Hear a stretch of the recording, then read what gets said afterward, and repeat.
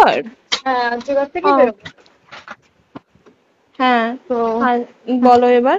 বলছি ওটা হয়েছে কি বলতো, ও 2টো অব্দি পেশেন্ট দেখেছে, ঠিক আছে। রাত্রি দুটো? রাত্রি 2টো, ঠিক আছে। আচ্ছা।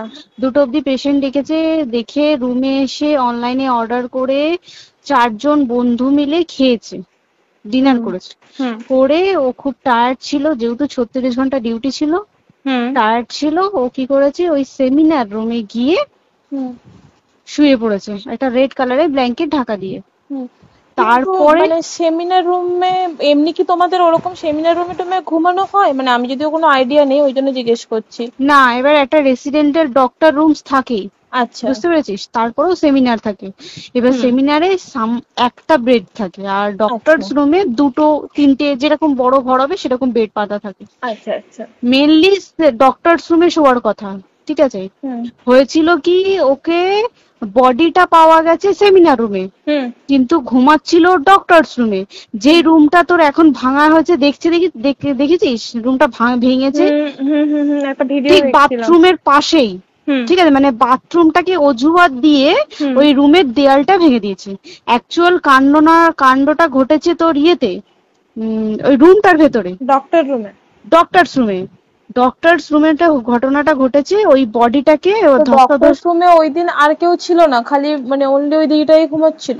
হ্যাঁ, এবার তোকে আমি বলি, অন কলে নিশ্চয়ই একজন থাকবে না, ওরা জুনিয়র সিনিয়র মিলিয়ে থাকে। এমনকি থার্ড ইয়ার একজন থাকবে, সেকেন্ড ইয়ার একজন থাকবে, প্লাস ফার্স্ট ইয়ারের ইন্টার্নশিপরা যারা থাকে তারা ইন্টার্নরা থাকে।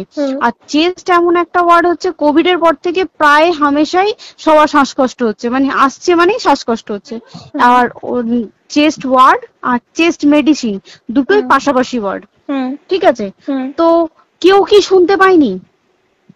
কেউ শুনতে পায়নি। ওটাই তো আমি ওই দিনকে ওটাই ভাবছিলাম। এবার দেখ, ধস্তাধস্তি করাতে একটা নিশ্চয়ই চিৎকার হয়, একটা ভায়োলেন্ট হয়, বুঝতে পেরেছিস। তারপরে আবার কি, যে 4জন ওর সাথে খেয়েছে তারা কোথায়, তারা কেন মিডিয়ার সামনে আসছে না?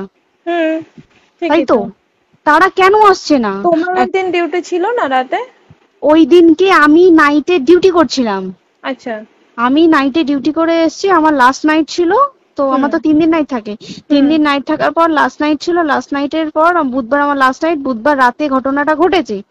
আমি বাড়িতে এসেছি, রীতিমতো বাড়িতে এসে শুয়ে পড়েছি। 3টের সময় আমার কাছে ফোন এসছে যে সবাইকে ডেকে পাঠিয়েছে, ইমিডিয়েট আয়। তখন গিয়ে দেখি আরজিকরে এই অবস্থা, পুরো গোটা হাসপাতালকে ডেকে পাঠিয়েছিল।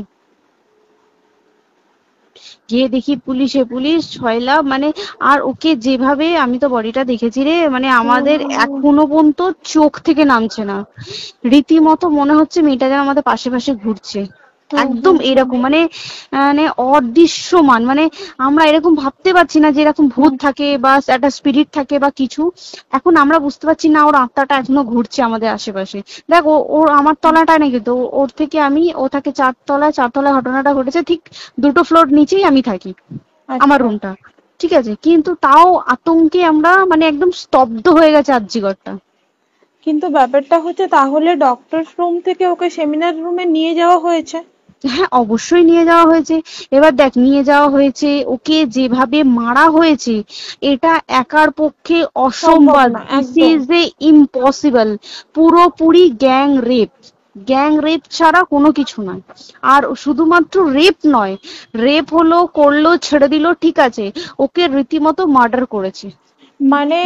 মানে হিসেব মতো যা বুঝছি, মানে তোমার কথাতে, ওটা হচ্ছে ওর ওই বন্ধু বান্ধব মেবি জড়িত। এক্স্যাক্টলি, হয় ওর বন্ধু বান্ধব কেউ, ঠিক আছে, মানে 4জনের মধ্যে কেউ, আইদার ওকে এমন কিছু করতে বলতে। দেখ, বড় বড় কোম্পানিতেও তো এরকম হয়, মানে হয় তুমি আমার সাথে কম্প্রোমাইজ করো, নয় তুমি চাকরি ছেড়ে চলে যাও, হয় তো। এখানেও সেরকম কিছু একটা হয়েছে। যাকে যে ক্রাইম করেছে সেও কিন্তু নর্মাল ডক্টর নয়, কিন্তু সেও একটা ভালো পোস্টে র্যাঙ্ক করছে, বুঝতে পেরেছিস। তবেই কিন্তু পুরো ব্যাপারটাকে হসপিটাল চেপে যেতে চাইছে, পুরো ব্যাপারটা। তাহলে এই সিভিক যে ও কোথা থেকে আসছে? এবার তোকে আমি বলি ওটা কোথা থেকে আসছে। আমাদের প্রিন্সিপাল চেঞ্জ হয়ে গেছে, ডেপুটি সুপার চেঞ্জ হয়ে গেছে, তারপরে আমাদের ওই অ্যাসিস্ট্যান্ট সুপার চেঞ্জ, সব চেঞ্জ হয়ে গেছে। তারপরে যে ওয়ার্ডের ডাক্তাররা ছিল, সিস্টাররা ছিল, ওয়ার্ড বয়রা ছিল, মাসিরা ছিল, সবাইকে ডেকে এখন সাসপেন্ড করা হয়েছে। তারা কোথাও যেতে পারবে না, রোজ গিয়ে কোর্টে গিয়ে দেখা করছে। আজকেও কোর্টে গেছিল সবাই। তারপরে তারপরে তোমার তোর এগুলো হলো, তারপরে তোর কি বলে, আরে বল না, ওই সিবিআই এটা হয়েছে কি, মানে ও সেই সঞ্জয় রায় যে ধরা পড়েছে, অ্যাকচুয়াল কিন্তু ও নেই, ঠিক আছে, ওর এতটা ক্ষমতাই হয় না। ও অত রাত্রে কি করতে যাবে, ও অত রাত্রে ওখানে কি করতে যাবে? ও না পেশেন্ট, ও নাকি বলছে দালাল পেশেন্ট নিয়ে গেছে। তো পেশেন্ট নিয়ে যখন গেছে, দিদিটার রুমে যখন যাবে, নিশ্চয়ই দিদিটার রুমে কোনো কাগজপত্র দেখাতে যাবে, সেই অবস্থায় গিয়ে দেখে যে এরকম এরকম ঘটনা, তা ঝাঁপিয়ে পড়েছে ওর উপরে। এরকম কিছু কি, তাও কিছু নয়, শুধু গেছে দেখছে ড্রিঙ্ক অবস্থায়, ওকে ক্যামেরায় দেখা গেছে ড্রিঙ্ক অবস্থায় গেছে আর এসছে, এইটুকুই দেখা গেছে। তারপরে হচ্ছে কি, তোর অনেক রকম, এখানে অনেক রকম ব্যাপার আছে। যে দিনকে ঘটনাটা ঘটে তার ঠিক দুদিন পরে ওই সেমিনার বাথরুমের অজুহাত দিয়ে ডক্টর যে রুমের দেওয়ালটা আছে, ওই দেওয়ালটা ভেঙে দিয়েছে। কেন? প্রথমে ওকে বললো সুসাইড করেছে, আমাদের যখন ফার্স্ট খবর আছে তখন সুসাইড করেছে। তারপরে যখন হসপিটালে যাই তখন গিয়ে শুনছি নাকি না, সুসাইড করেনি, এটা রেপ করেছে, রেপ করে মার্ডার করা হয়েছে। বুঝতে এখানে বিশাল বড় একটা গেম চলছে। আর যে ওর উপর কি রাগ ছিল, মানে হ্যাঁ হ্যাঁ হ্যাঁ হ্যাঁ হ্যাঁ হ্যাঁ একদম। আমি তো কি বললাম, শোন, তুই যদি কারোর সাথে কম্প্রোমাইজ করিস তাহলে তো পোস্ট করবে, তুই কারোর সাথে কম্প্রোমাইজ করবি না, তোকে মার্ডার করে দেবে। মানে ওরকম টাইপের কিছু বলতো, এরকমই টাইপের কিছু একটা ছিল।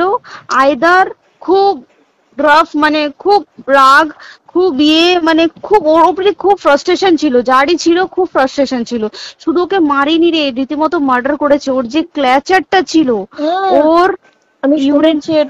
ওর ইউরিনের রাস্তায় ক্ল্যাচারটা ঢুকিয়ে দিয়েছে, তুই জানিস?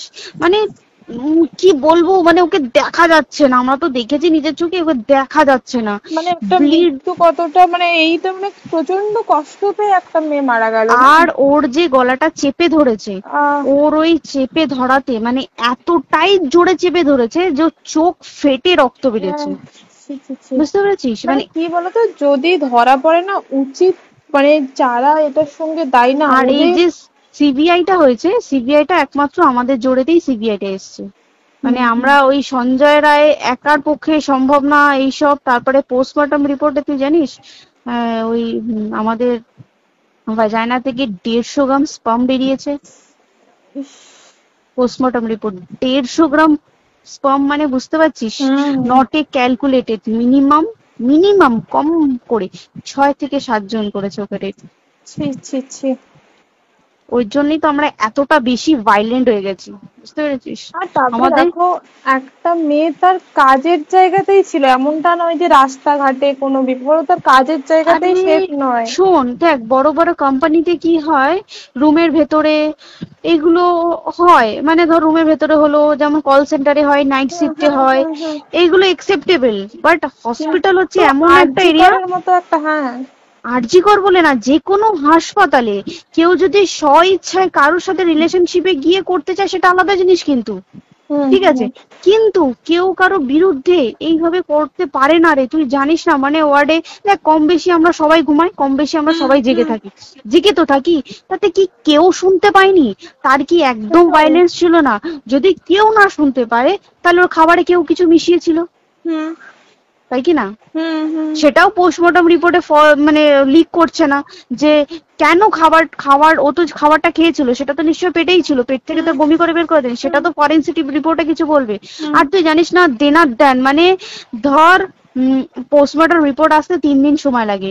ও যেদিনকে মরেছে ঠিক তার পরের দিনকে বিকালবেলা পোস্টমর্টম রিপোর্ট বার করে দিয়েছে, মানে বডি বার করো আর পোড়াও, 10 সেকেন্ডের মধ্যে বাড়িতে নিয়ে গেছে, তারপরে বডি পুড়িয়ে দিয়েছে। মানে কি বলবো, হসপিটাল, মমতা ব্যানার্জি, সবাই, মানে তৃণমূল প্রত্যেক সবাই এটাকে পুরোটাই কেসটাকে চাপা দিতে চাইছে, পুরোটা। তবে তুই ভাব, যে মানুষটাকে এত ক্ষতবিক্ষত ভাবে মেরেছে, তাকে অভিষেক ব্যানার রেপ কি কলকাতায় প্রথম হলো? নয়, বিভিন্ন জায়গায় বিভিন্ন ভাবে রেপ হয়েছে, ধরা পড়েছে, ফাঁসি হ্যাঁ, হয়েছে কি হুম, জেল হয়েছে। হুম, অভিষেক বন্দ্যোপাধ্যায় কেন বললো জাস্ট ইট তোর কি বলে এনকাউন্টার করতে? মানে কি সঞ্জয়কে যদি এনকাউন্টার করে পুরো কেসটা চাপা পড়ে পুরো যাবে, কেসটা চাপা পড়ে যাবে একদম। স্টুডেন্টরা ঠান্ডা হয়ে যাবে, হুম, হুম, আর আমরা সেটা মানবো না, আমরা সেটা হতেই দেব না। তাতে যদি চাকরি মানে আরজিকরটাকে সিল করতে হয় তাতেও আমরা রাজি আছি, সিল করে দেওয়া হোক আরজিকর, সিল করে দেবে মনে হচ্ছে যদি ঠিকঠাক ভাবে। এবার ওই জন্য আমাদের দাবিতে সিবিআই এসছে। এবার তুই একটা কথা বল, যখন দেখতে পাচ্ছে মমতা ব্যানার্জি যে কলকাতা পুলিশ আমাদের জন্য কিছু করতে পারছে না, আমরা কিছু মানতে পারছি না, 7 দিন ধরে বার করতে পারছে না, হুম, তাহলে সেটা 2-3 দিনের মধ্যে কেন হ্যান্ড ওভার করে দিল না? হুম, তাই তো। তাই কি না? তারপরে দেখ পিডব্লিউডি ওটা লো পোস্টের মানুষ, মানে যারা ভাঙচুর করে, মানে সিমেন্টের যারা কাজ করে তাদেরকে হুম, পিডব্লিউডি বলে। হুম, এবার পিডব্লিউডির নিশ্চয়ই হায়ার অথরিটি থেকে অর্ডার এসছে তবেই ওরা গিয়ে ভেঙেছে। ওরা হুম, নিশ্চয়ই পাগল নয় দুম করে গিয়ে কোনো গভর্নমেন্ট প্রপার্টি ভেঙে দেবে। হুম, অর্ডারটা কে পাস করলো যে এখনই চেস্ট ওয়ার্ডটাকে ভাঙতে হলো? সিবিআই আসা পর্যন্ত অপেক্ষা করতে পারতো। কারণ আজকে অত বড় বিক্ষোভ হবার কারণ কি হচ্ছে, একটাই কারণ, যে মেয়েটি মারা গেছে ঠিক আছে, কিন্তু তাকে এত বেশি মলেস্ট করে, এত বেশি রেপ করে বা বেশি ওকে মেরেছে, তার কি কোনো প্রতিবাদ নেই? তুই কোথায় সেভ পাবি তুই আমাকে বল? তুই ধর চাকরি ছেড়ে আজকের সরকারি চাকরি ছেড়ে তুই প্রাইভেটে যাই, প্রাইভেটেও তো তাই একই কোথাও না, অবস্থা, একদম একদম। প্রাইভেটেও একই অবস্থা। তুই কোনো চায়ের দোকান খুলে বসবি, অনার্সশিপে তুই বসলেও তাও এসে তো হাজার ছেলেরা থাকে, হুম, হাজার ছেলেরা টিস করে, তুই কোথায় কি করবি? তাহলে আমাদের সেফটি কোথায়? আমাদের মুখ্যমন্ত্রী মমতা ব্যানার্জি সে একটা লেডি হয়ে তাহলে আমাদের কি সেফটি দিয়েছে? আমাদের কি লক্ষ্মী ভান্ডার দিলে this is a problem solve? পুরো মাসের আমাদের কি সব খরচা চলে যায় লক্ষ্মী ভান্ডারে? জানি না, আই ডোন্ট নো, মানে আমরা প্রচুর ক্ষেপে আছি, প্রচুর, মানে এর বিচার না চাওয়া পর্যন্ত তা তুই ঠিকই তো। ভেবে চল কি এটা সলভ হবে না। আমরা মানে বিচার আমি নিয়ে আমি কথা বলবো। 2 দিন ধরেই ভাবছিলাম তোমাকে ফোন করবো, কিন্তু মানে এটা ওটাতে হয়ে উঠছে না। আর তোমাকে তো হুম। আমি ওই দিন রাতেই হোয়াটসঅ্যাপ করলাম না। হ্যাঁ হ্যাঁ এবার হ্যাঁ তখনই না আমি ব্যাপারটা অতটা বুঝতে পারিনি, আর আমার তার পরের দিনই ভোরবেলা ডিউটি। তা হ্যাঁ। আমি খুব তারপর সাবধানে থাকিস তুই, আর খুব বলো না, সাবধানে না না। থাকিস। হ্যাঁ তাই তো, এখন মানে আর তোমরাও সাবধানে থাকো সবাই। কি বলবো বল, কিছু বলার নেই। দেখ আমাদের মধ্যবিত্ত মানুষরা, আমাদের চাকরি করে খেতেই হবে, সোজা কথা। একদম একদম। তাই কিনা বল? বাবা এত হুম, পুঁজি নেই যে বসে অত বসে খাবো, ঠিক আর আছে? সেই মেন্টালিটিও নেই। পুঁজি হ্যাঁ যদিও থাকে, মেন্টালিটিও নেই হ্যাঁ যে এবার বাবার তুই, পুঁজিতে খাবে। এবার একটা কথা তুই বল, চাকরিটা কোথায় গিয়ে করবো তুই একটা বল? কোন সেটাই। স্টেটে গিয়ে চাকরি করবো তুই আমাকে বল? ওই যেমন, মানে এটা হয়তো আমার মা যেমন বাড়িতে থেকে 7টার মধ্যে ঢুকে যাও, দিদিকে তো ধরো অনেক রাত অব্দি 9:30 10টা অব্দি ল্যাবে থাকতেই হয় না। এবার তুই কি করবি কি বল, কি করবে করবি? বলো তো, এখন কিছু নেই। করার আছে? দেখ ল্যাবেও তো সব ছেলেরা আছে, ছেলে হ্যাঁ, আছে মেয়ে আছে, তুই একদম। কাকে বারণ করবি, তুই কাকে বিশ্বাস করবি তুই বল? তুই ধর কলিগদের সাথে খেতে বসেছিস, ঠিক আছে, তোর টিফিনটা যদি কেউ চাইলো তুই তাকে না দিয়ে পারবি? না, একদমই। আর কার মনে যে কি আছে সেটাই তো খুব কি বলবি সমস্যা। বল? এবার তুই বল খাবারটা যে খাবি, তোর টিফিন কেউ চাইলো বা তোকে যদি কেউ বললো কে একটু একটু খা, যেমন আমরা শেয়ারে হয় স্কুলে হ্যাঁ, যেটা আমাদের আমাদেরও শিখে হয়, এসেছি, যেটা হ্যাঁ স্বাভাবিক, এটা সবারই এটা তো হয়। স্বাভাবিক। তুই বল তাতে যদি এরকম অবস্থা হয় তাহলে কি করবে মানুষ, তুই আমাকে বল? আজকেও তো তাই আমাদের দেখ না, 11টা থেকে আমাদের তোর ক্যান্ডেল দিয়ে হোয়াইট ড্রেস হুম, পরে সব শ্যামবাজারে একতা হবে। এখন আবার বৃষ্টি শুরু হয়েছে, কে জানে বৃষ্টি, কি প্রচুর বৃষ্টি শুরু হলো। কি হুম, হবে জানি না আমি। ঠিক আছে গো, টাটা। হ্যাঁ হুম, চল টাটা। হুম, হুম, হুম। হুম। তো বন্ধুরা, আপনারা তো অডিওটা শুনলেন। আমার তো শুনে খুব দুঃখ হলো, কষ্ট হলো, বুঝতেই পারছি। আমি তো যা হোক কিছু বুঝতে পারলাম অডিওটা শুনে। আপনারা শুনে কি বুঝতে পারলেন আমাকে একটু কমেন্টে জানায়েন।